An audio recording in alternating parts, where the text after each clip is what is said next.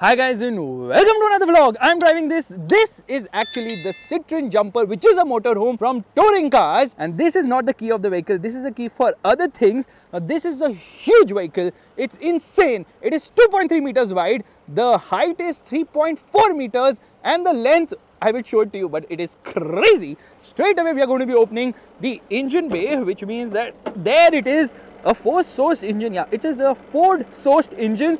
And there is where the washer fluid goes in a very weird position now, so not easy to put the washer fluid, and it is a noisy engine as such. There's some sort of insulation there on the top as well. Obviously the beautiful Citroen logo which merges with the lights. Everything is halogen. It does not get a fog light, but it has got decent amount of ground clearance. But that area makes the height absolutely crazy, and aerodynamics leaves the chat completely. Now it is running on winter tires with studs on them. The tire size happens to be 225/75/16. These are wheel caps, no alloy wheels here of course, and massive mirrors which jut out completely. You get an indicator here, you get these two mirrors of course, and the length of this vehicle is massive at 7 freaking meters. Yeah, 7 meters is the length of this car, which is absolutely crazy. Now let's actually get inside. Firstly, the handbrake is placed here. The seat can be moved ahead and behind like this. Okay, it has this spring action on it. There's an armrest on both the sides. Seat's actually comfortable, no adjustable headrest of course, and there's some storage space here. This will actually light a fire. High visibility jacket. And this is actually the lever to open the hood of the vehicle. Some storage space here, a lot of buttons. This is for the rear fog light, this is for stop start system, and this is for the mode selector for the instrument cluster. Now once I climb in, I realized, oh my god, it is quite the climb. Let me shut this. And the steering wheel, where is the lever for the steering wheel? Yeah, it is adjustable both for, no wait a second, first time I'm seeing the steering wheel is only adjustable for reach, not for height. That's kind of weird. There you can see the instrument cluster, which is very similar to what we have seen in other Peugeot Citroen cars, and the wipers, they work decently well too. Now the whole dimension is given here, so you know what you are doing while driving this car, so you have to keep this in mind. And there is no mirror here.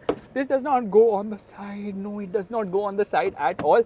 You get a mirror here, thankfully, height adjustable seat belts, and there's good amount of storage space here. In fact, the glove box is also decent size. That's a fuse, extra fuse given. And you've got twin cup holders, some storage space here as well, a lot of buttons. This is for downhill assist, this is for the BLD, I'll explain while driving of course. USB charging socket, 12 volt charging socket, a cup holder right here. These are the controls for the air conditioning. I'll just shut it for a moment, making a lot of sound. You get a reverse parking camera which is placed very high. It does not get adaptive guidelines. Gear lever is placed on the dashboard. Check all the windows are closed or not. Just stick this properly. This thing actually opens, but it is not opening at the moment, and there's some storage space here as well. This thing actually comes out, so you can just remove it like that and then push it back inside, which will take effort, so I'll not do it at the moment. I put my GoPro mount here, and we had also put a dash cam while driving. Huge windscreen, massive windscreen of course. Steering has no buttons at all. It gets cruise control. This is the controls for the lights, and here you get a lot of information which you can browse through by pressing this. Yeah, it tells you a lot of important information like trip meters. Okay, I pressed the horn by mistake. Horn is okay, fine. Some storage space here as well. Now you see this railing. Why is it there? Because you can actually shut it like this at night so that cold does not come inside. Yeah, it's more for cold right now. It's also there here on the side, so you can also shut it like that so that cold does not come inside. In fact, there's also a sheet which is inside the boot. Okay, this is not closing properly. Yeah, now it's closed. Which you put across the front at night so that wind does not come inside and it doesn't become as cold. Quality of the screen is fine, but I'll tell you what, let me get out of this first. Air conditioning is actually quite effective. This is an aftermarket unit which has been put by Hobby. Hobby is the company which has actually made this van, so they are like aftermarket tuner. You get navigation, you get Bluetooth, you get Apple CarPlay, you get Android Auto connectivity, wireless and all that. That's good, but that's not stock here of course. You sit really very high up, but it's not about what's at the front, it's what's around. Power window controls, controls for the outside rear view mirror adjustment. Let's get outside. Okay, there is the wheel well, and I will tell you how this motorhome actually works. Let's shut this. So there is where there is a small window for people who are sleeping there. Window here. Now this is the vent for the heating part. So smoke will come out from here. This is the vent for the fridge. This is the vent for the heating of the water. So water heating happens from there, and this is where you plug in electricity. So when you park this car at night, you can just plug in electricity right there to power this car. Otherwise, you have to power it with gas, of course. And here is where AdBlue goes. This is where diesel goes. You have to actually put the key everywhere possible. It says diesel. It says diesel there because there's so many things to be done with this car that by mistake, if you do something wrong, you put something wrong in the wrong place, you're screwed completely. Wastewater comes out from here. Yeah. And there is a lever right here. You just pull this lever and then wastewater will come in. So I'll just shut this right now. We should not be dropping it anywhere and everywhere. Now there is a light right here and there is a light there. There is a light there which you can see in reflection at night. Now where does all the poop and pee go? Well, it happens to go somewhere here. Yes, this is where it goes. So you just press this and you remove it. Okay, it is heavy. I think there's some liquid inside or poo is there probably. And then let me just slot it back. You actually open this sideways, turn it around and then you empty it, and it also has got wheels on it, so if you don't have to want to bear the weight, you can even do that. Here is another interesting bit because the cylinder actually is here. 2 cylinders which actually power this vehicle. That's one of the ways to power it with gas, and it's easy to find the gas. It says all the information there. It actually costs around 4,000 per cylinder, which lasts approximately 3 days. This car has been driven 4,500 kilometers by us, almost 5,000 kilometers, not including the ferry rides we have taken. There is a view from the other bed, of course, and the key is here, which works for all these things. Yeah, that is the freaking key. Now let me open the boot. There's a lot of storage space here. In fact, they're given everything. So there is this block in case the motorhome is tilted. You just put those blocks to straighten it. That sheet which I was talking about to insulate from the front, that's that. There is this water bottle sort of a thingy, not this one, that one, where you can actually get water. Then you have got the jack and all. You've got snow chains, you've got engine oil, you've got a rope there to fill water. Of course, snow chains are in that red thingy. So it's got almost everything. It's a very self-sufficient thing, just like how a house should be. It's a very boxy vehicle. There is no concept of aerodynamics here at all. You don't get rear parking sensors. The lights are nice and bright. You can see those, but everything is halogen here. Probably, you know, if it had got all LEDs, that would be a nice touch. And the height is crazy. High mounted stop lamp. That is actually the camera of the vehicle. It says Optima on tour. And let me see, where is the exhaust? Can I find it? Okay, you can evidently see this is a body on frame vehicle. Now coming to the other side, there is this awning placed on the top, so you can remove it and just camp. Not in the winter, of course.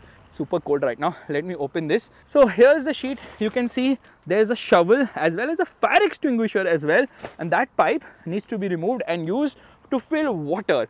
So the water which I was spilling right now was the grey water. All the water which I've used in the sink comes out from there, and the water which is used in the sink as well as in the toilet as well as in the bath has to be filled from here. So it says water right here. So you open it, it fills in 100 liters, and there's a light placement there as well. Oh my god, it is huge. Well, that's what she said. Anyways, here is the stuff which actually falls when you throw it from inside, which I'll show you right now by throwing, of course. And you know what? This thing actually slots in here magnetically. Tick, tick, tick. There it is. Okay, now obviously it is quite the climb inside. That's the reason I will press this button, and there this thing comes out. 1 second. Nurain, can you please shut the car? Thank you. So we will just press this. Yeah, if the car is not shut, this will not pop out. Take that, Mercedes, my buck. So it becomes easier to climb in and out. There it is. There's a dustbin which is detachable, and you can remove and throw stuff as well. Now let me get inside. My hands are frozen completely. You can also hold this and get inside. There's this strap placement here, and once inside, let me tell you, there are a lot of utility bits. So firstly, you can actually put your coat here. This is a very interesting panel. ES17H means there's some problem right now, but let me just press this and browse through this. So this is the temperature from the heater. This is the clock, of course, and here it's telling me that it's working on gas. The water is on eco, the temperature of the water, and all those various factors, including what's the fan like and what's the cylinder working or not. Now over here, I'll just get back. Okay, this is actually for the vehicle heat, this is for the water heat, this is for the cylinder thing, and this is for the fan.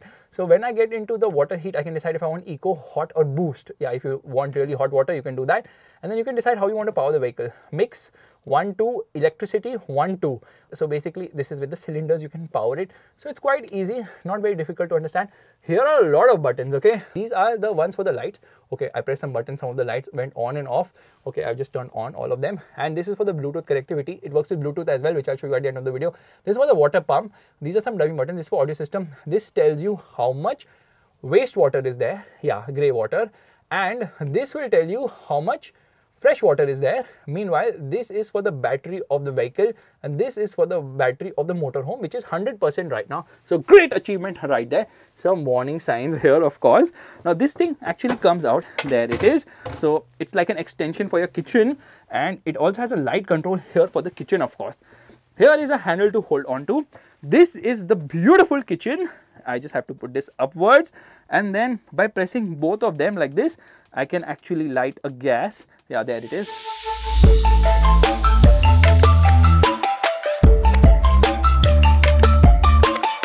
That's how you cook, guys. But that's how it works. So you can actually run 3 of these, which is quite nice to cook. And in case you want to throw stuff, you just open this like this and drop in a bottle like that. That's easy. This is anti-slip. This is actually to wash the utensils. There's a sink right here. Yeah, in order to wash your utensils, of course. And here you've got multiple cupboards for the plates, and these tissues have been kept by us. Disposable plates too, because we are too lazy to clean plates. And here there is more storage along with a lot of spoons and the likes, cups and whatnot. Yeah, that's not all. You get it right here as well. Other utensils, cups, glasses, bowls, all kept right there. Now the thing is, you might be wondering that why does this window not open? It says do not open, a fine of 48,000. You know why? Because if you open this window and you close the door, the window will break or the road will break, and that's the reason they have locked it permanently. Nice idea, foolproofing, pokayok, lot of knives and spoons right here, and then there is a coffee machine right here. So plenty of storage space, like storage space here as well. That's amazing. In fact, there's storage space here too. And there's a rice cooker. Okay, that is for the sink, and again you have got some amount of utensils. Unless and until you don't press this button, it will not open, which is fantastic. There's this slab right here, storage space again. Now this is one of the bedrooms. 2 people can comfortably sleep in here. In fact, let me lift this. This strap actually attaches here, so if kids are sleeping, they will not fall out of the vehicle. They also give you linen, pillows, bed sheets, and obviously कंबल भी मिलता है इसके साथ, pillow cover too. Again, lot of storage spaces. There are 5 of these right here. I have to really have कानून के हाथ to actually reach them right now, but this is quite nice. Only thing is it becomes really cold. You've got 2 lights right here, and then you've got 2 types of curtains. One is this one, okay, and it's slotted. Now I need to unslot this, and there's one which covers it completely. I need to unslot this. There it is. This obviously opens. This also opens, okay, like this. So if you want to get in fresh air, you can do that. But right now it's too cold, so I'm just going to slot it back. Now there's this mosquito net, and there's this complete net as well. Air actually keeps coming from the side, so you have to keep it closed because yeah, it becomes very chilly here. Some hooks and all, but you know what? Someone as tall as me comfortably fits in right here. So it's long enough, I would say. Now here is some interesting bit, because there are 3 compartments to store stuff. In fact, there's a secret compartment as well right there. No, you cannot access the boot from here. That is not possible. So let me just shut this. Here is the washroom, okay, the toilet. Now interesting bit here is, firstly, let me lift this up. You see, it is closed right now, so I have to actually pull it like that, then it opens. Otherwise, when you're not using it, you just close it like that. And every time you empty this canister or the cassette, you have to put this particular thing from here. So I'm just going to open this right now, and I'm going to put one of these. So what does this do? It makes sure that your poop does not smell and gives it this blue color. Okay, this is the flush button. So there, using the flush, and then I'm going to shut it. So the flush button is given here. The light button is given here. Yeah, that is the light button. You get this nice mirror which has this mechanism to open. Tissue papers, glasses, and hand wash is given. Light is given on the top. Another one is given right here. This is obviously for the sink, the hand wash, and here you can slot in your soap. Meanwhile, again, it has got this particular mechanism wherein, okay, this seems to be jammed right now, but I need to push it with this button. Okay, it has been jammed a bit, but this also opens like the way I showed you earlier. Here you can hang your clothes, and this panel also opens, yeah. So you can actually open this panel like this in order to prevent water flowing elsewhere. How do you do that? Well, this sheet actually turns around like this so that there is no possibility of water leaking out. This is when you have a bath, but when you're not using it, you just actually secure it like that. Let me shut this as well. Yeah, there it is. You get light here. Obviously, you get a mosquito net as well as a proper net. So everything is very similar to what I showed you before. It's kind of jammed. I don't know why right now. There is where you can keep your body wash. And there is how you turn on the shower. It's a hand shower, so you can actually hold it in your hand and shower yourself. It's quite easy to use. When I say easy to use, somehow I don't manage to use it that well. You can just move it around. You want to, dry your clothes, you can remove this and you can hang your clothes there and dry it as well. Kind of nice, right? So hot water comes in here, it flows from there. You can shut it. There's the vent for heating. So this always remains heated. So in the morning when you go for a hot poo, you make sure that you do not freeze and you do not give ole, ole, ole. There's another vent here for the heating. There's this strap here as well. Now, in order to close this, simple like this, yeah, and it is shut. Lovely. This is a beautiful house. Now, there's a refrigerator here. It opens like this. It also opens from the other side, and then this also opens from both the sides, from here as well as here. Yeah. Meanwhile, a lot of compartments here as well. Nice refrigerator, and you can decide how you want to power this. So works. Some storage space here which actually feels very chilled, and there is the powder room. Now that is the main controller. You can just turn it off. It trips sometimes. Hangers here to hang your clothes. Some amount of space here as well, and jhadu has to be there, broom has to be there, the scoop has to be there. All these things are given, including the cleaning mechanism. What is the use of these stairs? Very simple. If you're not as tall as me, how would you climb? Like this. You put it and you climb right on top. Isn't that amazing? It's really next level stuff. Light placement here, then there's a light placement there. Another one of these right here. You can just open this. This is mandatory when you're cooking because you want things to fly out from here. There you see, mosquito net and a proper one to shut it. But I'm just going to shut it because it's so cold right now. Now I am freezing, and yeah, that's it, slotted. Okay, let's just shut this. This is the living room, and again we've got this curtain right here. Yeah, two of these curtains. Meanwhile, you've got the side curtain as well. Light placement here on the side. Storage space here on the top with two shelves as well. And then it also gets a first aid kit, which thankfully we didn't have to open. Yeah, this is the first aid kit. And here we've got this extra water pump or something of that sort. And then it gives you information about the vehicle. There's some, I think, manual is kept right here. And here on the top, there's some storage space. That is the fire alarm of the vehicle. There's some storage space there as well. You've got towels here. Okay, 3 cupboards right here, sheets right there, and then some chakna as well. Meanwhile, light placement here on both the sides. This obviously comes down like this, and this as well. Now, this can easily seat 4. You can take it upwards as well. And there are 2 USB charging sockets there, and there is a proper charging port right there. You see, that is the vent for heating. And you know what, this table actually comes out. You can remove the table if you want, and then also slide from the side. You can slide from the side. You get seat belts, you get headrests as well, and then you get a proper charging port. You get a 12-volt charging port. You get another hook, I think, some storage space there. It's a very spacious vehicle, like really very spacious. And you know what, they've given you light controls everywhere. So there are light controls here. Okay, you can control the lights from here. USB charging sockets right there. So wherever you look for, there's some or the other practicality inside this vehicle. But do you have to step here to go up? No. Before that, let me show you where is the heater placed. So, okay, there is some amount of effort needed. Oh my God. Yeah, Nuren, help me. Oh God. Yeah, there is the heater. There's some storage space here as well. So you're just going to put it back down. Oh, that was heavy. Now let's lift this one. So here is actually where the tank is. That is the tank. It's a 100-liter tank. That is where all the water goes inside.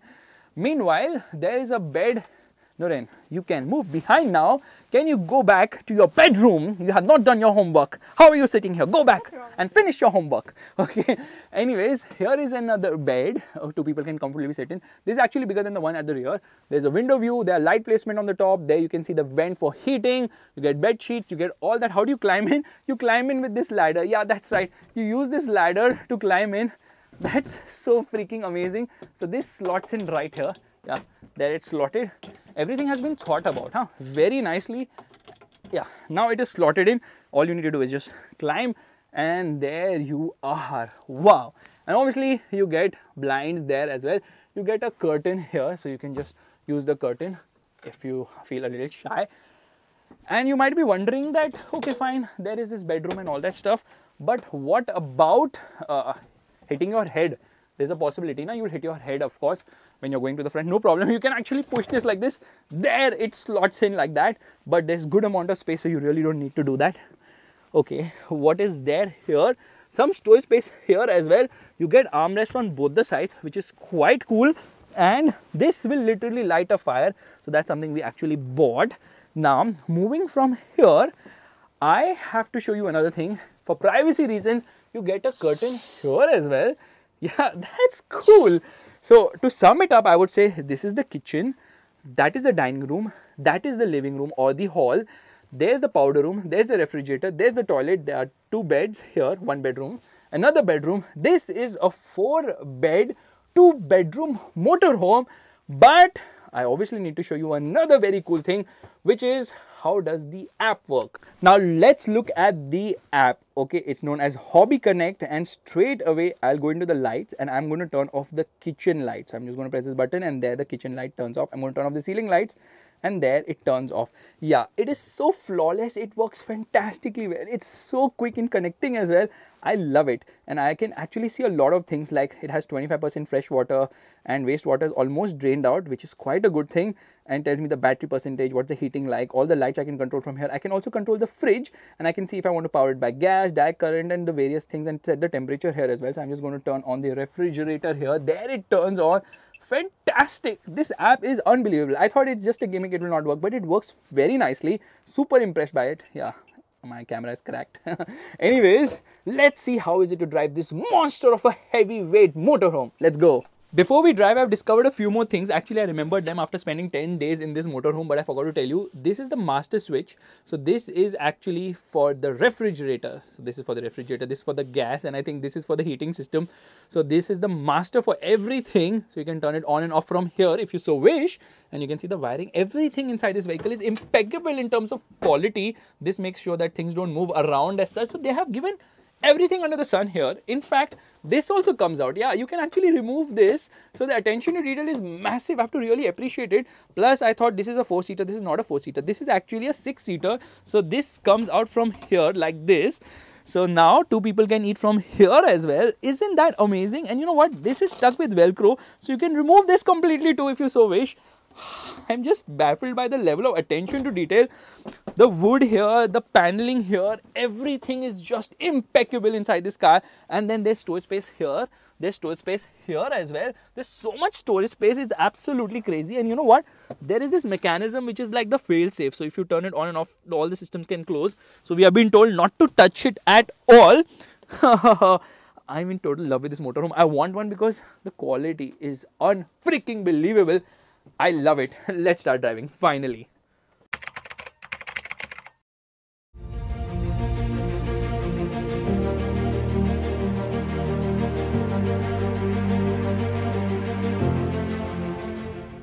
Alright, we are all set to go, which means turning on the car. Oh god, it rose to life. I don't know if car is the right term. Hazard lights off. Oil level, it says low. Into first gear. Handbrake down. Yeah, it says something is low. Something or the other is always low in this car.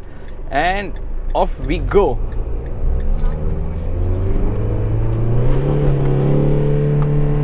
First gear, 30 kilometers per hour, around 4,500 RPM red line. Second gear, 60 kilometers per hour. We are into third right now.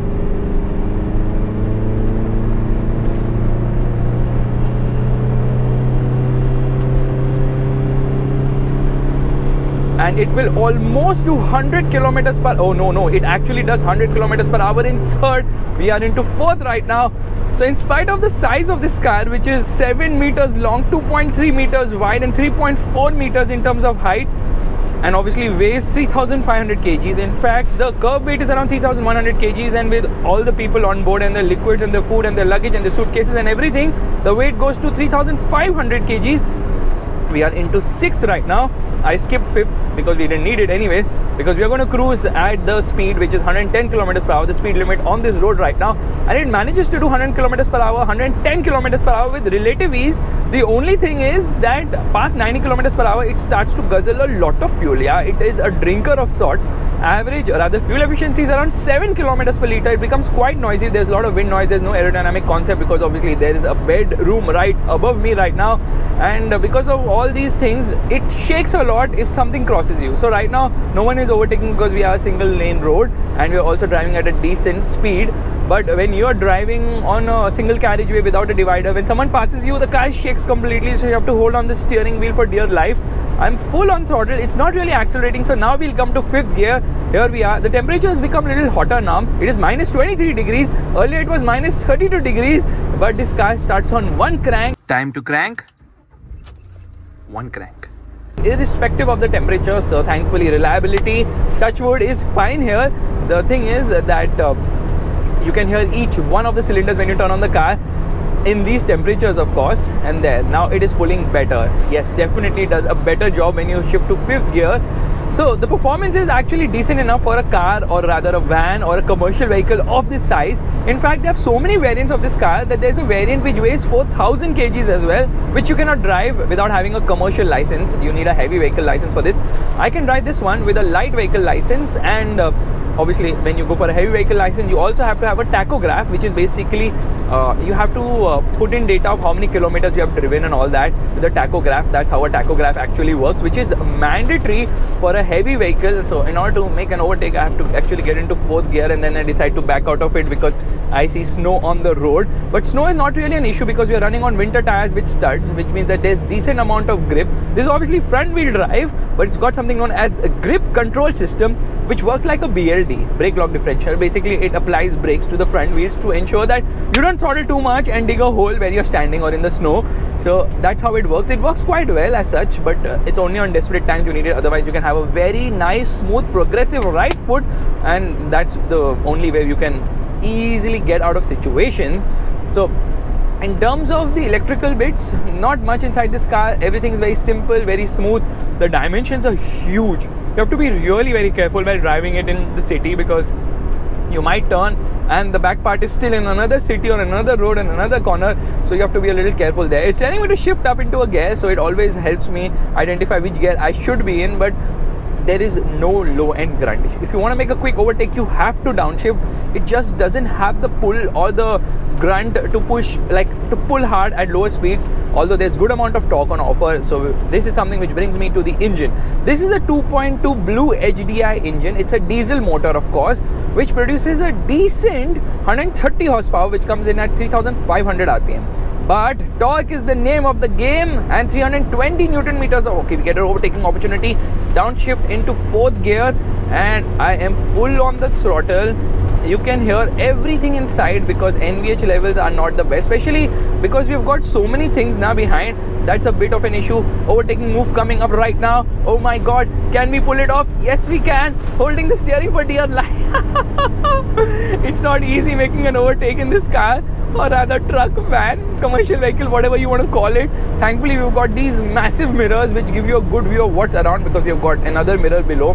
And let's just come into the right lane because that would be better. Now, because there are so many things inside this vehicle, something or the other keeps on vibrating. So on bad roads now you can hear a lot.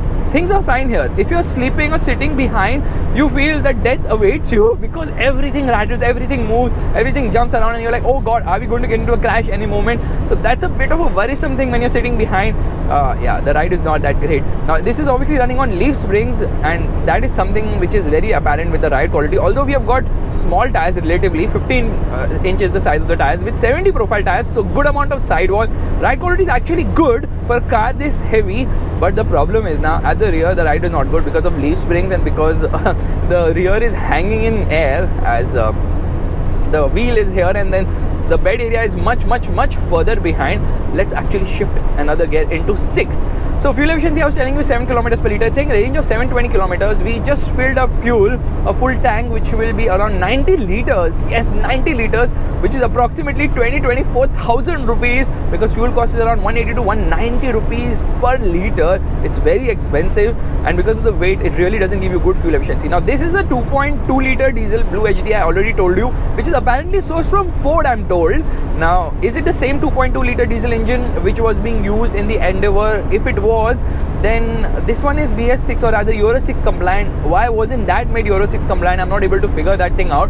So 130 horsepower at 3500 RPM and 320 Newton meters of torque at 2000 RPM. No low end grunt, good amount of mid range, no top end either, and it only comes with a manual gearbox. There is no automatic on offer. The clutch is actually decently light, but because of the cold now, it's sort of getting very spongy, so sometimes it doesn't really come back. You have to pull it out like that.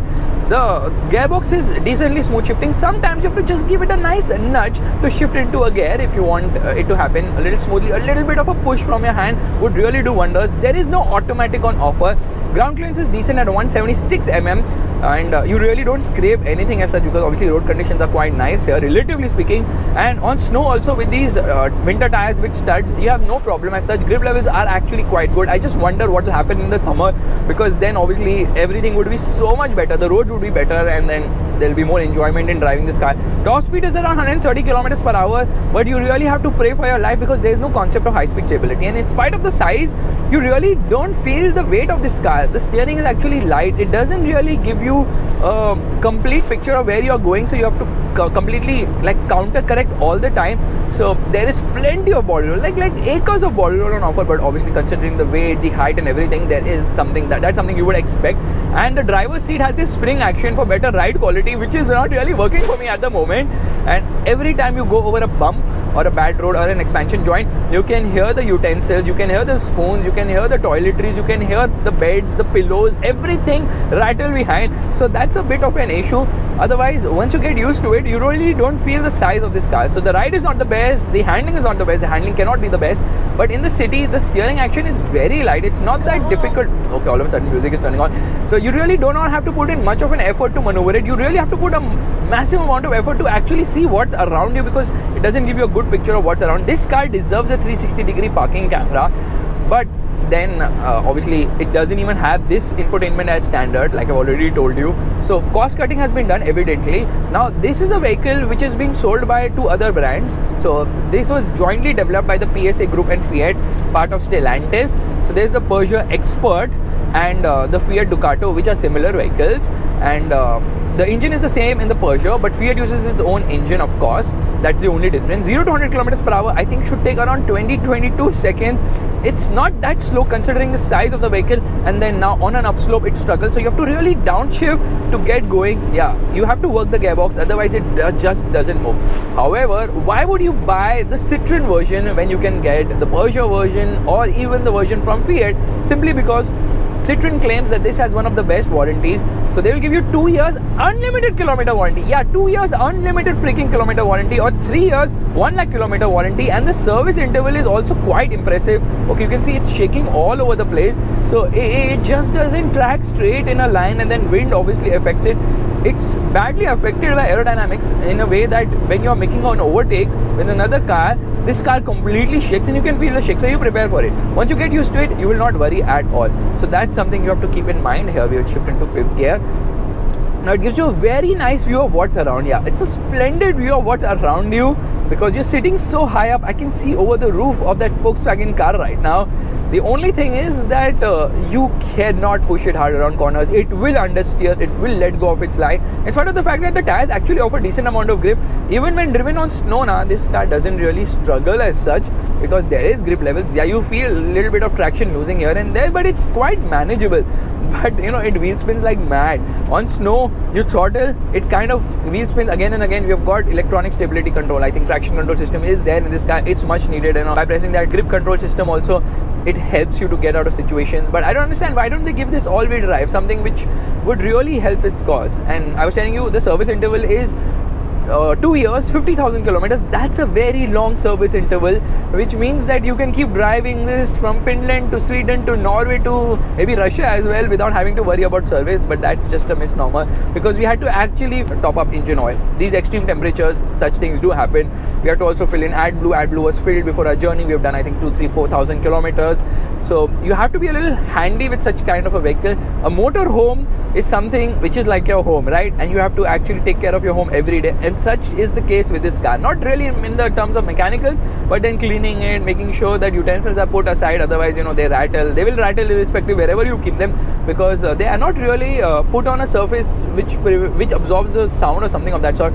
So a few things here hit or miss, but overall I have driven the Force Tempo Traveler, and this is so much better. Okay, overtaking time coming here, shifting into 4th gear. Let's make this happen.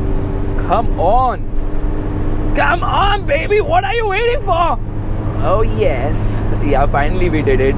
It takes a lot of effort to make an overtake, but it's not that difficult. The thing is, other than obviously the various sounds which are coming from the kitchen, from the washroom, the engine is also quite loud and booming. You can hear the engine. It is loud AF. It is not very refined as such. Lower down, you don't hear it much. When you crank it, obviously you hear it. Then it settles into a nice diesel idle, and then obviously the clatter starts, and then obviously you can hear a lot more as well. Let's shift into 6th gear. It's a comfortable cruiser and a muncher. Only thing is, it wavers all over the place, so dynamics are not its forte. And then it competes with the Ford Transit, the Mercedes Sprinter, and there's a Volkswagen Crafter or something of that sort. And all those 3 vans are way better than this one. Yeah, that's right. All those 3 are better than this one. But then there are some USPs of this vehicle, like the warranty and the service and all that. And then it's decently reliable as well. And obviously cost of buying one is also quite affordable. Now, I've not bought this. I've taken it on rent from touring cars, so I don't know what is the cost of this particular car, vehicle, van, whatever you want to call it. But I think, yeah, it's a decent vehicle, and definitely a one which does the job. Are we out of washer? Oh my god, we are out of washer fluid. Oh, that's a bit of a bummer. Now, when you're applying brakes, you have to be a bit careful, because obviously there is a significant amount of movement around. I'm not kidding. If you apply brakes here, the pillow can come all the way from 6.5 meters behind and land right here. So you have to be a bit careful. Brakes are fine. It gets ear disc as well. But obviously, you have to be very smooth with the brakes. Otherwise, you would end up shifting half the house from behind to the front. And on that note, one has to be extremely smooth and precise while driving a motorhome, because it's a home. You're driving a home with 4 wheels on it, so you have to be definitely a lot more careful as well. Now, I think the first generation model was launched in 1994. This is from 2015-16 or something of that sort, and it is quite impressive, because I'm emotionally attached to this vehicle. This has been my home for the past 10 days, and trust me, it has not disappointed. I've slept in this car. It's shielded me from the bad temperature, the extreme cold as well, and that's why I definitely love it. Will I buy one? Probably yes. Maybe I'll get a motorhome for sure.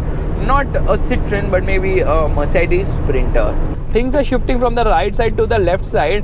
Plenty of body roll, yeah, plenty of body roll, but that's expected for something which weighs so much.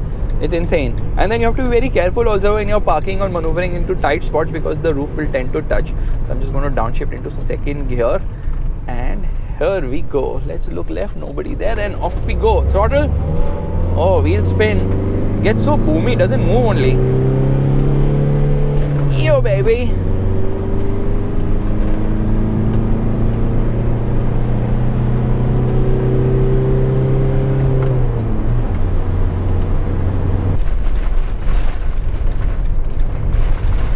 You can hear more of the rattles on such kind of terrains, because the snow has obviously made a line.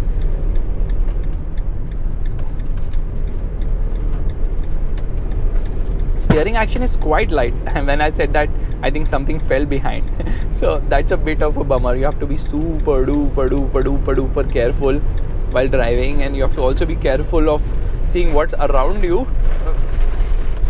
This is actually sort of black ice on the road right now. The challenge is to drive on those lines here. The lines have been made by other cars. Otherwise, you can see there is snow, there's salt. Salt has been put so that snow melts, of course. And now it's time to take a nice U-turn, which means I feel like a truck driver right now. Yeah, this is how I hold the steering wheel. You can hear a bit of the tire noise, and off we go. Traction control light, absolutely going crazy. There is no grip, there is no traction, and it keeps spinning. Traction keeps kicking. Now something like this comes, you actually put your head down because you're scared. Will the car make it or not? This is how the complete dashboard looks when you're driving. It's not possible only to have a camera angle with the full dashboard view. In fact, I only see this much. If I have to see there, I am like looking like that. That's a bit of a bummer. You cannot go through here. It says 2.7 meters for drive-through. So no McDonald's drive-through in a motorhome for you, because it is going to obviously touch on the top, guaranteed. So here I am showing you the maneuverability test of our beautiful motorhome. It's not that difficult. It only gets more challenging when you are in a tight spot, and parking is also a bitch because you cannot park anywhere. You have to go and see parking for 5 cars, front, side, rear, left, top, everything you have to keep in mind. And there is where I found a parking, because nobody wants to park here, so we can park here.